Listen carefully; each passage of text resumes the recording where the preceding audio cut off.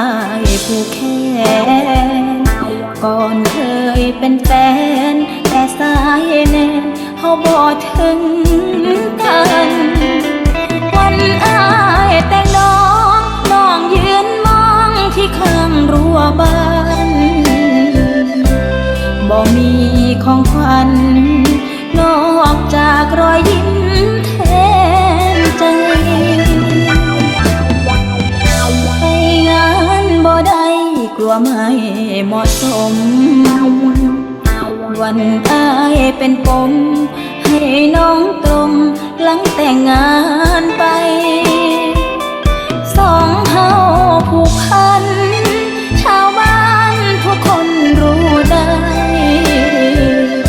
หากน้องเข้าไปกลัวใจเจ้าบ่าวมอง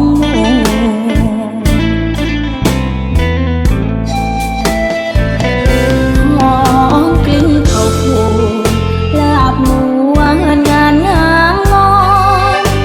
ชาวบ้านอันขวัญวอนวอนน้องซ่อนหัวใจเต้นรัวอยู่ดีได้บ่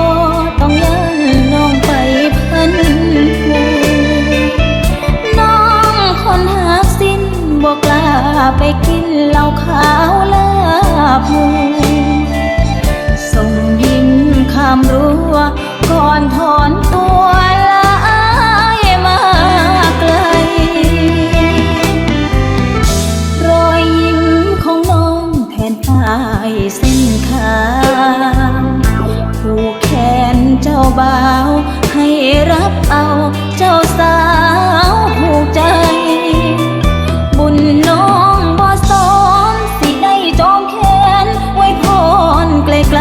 ๆแอบยืนข้างรั้วทำใจได้เพียงส่งยิ้มอวยพร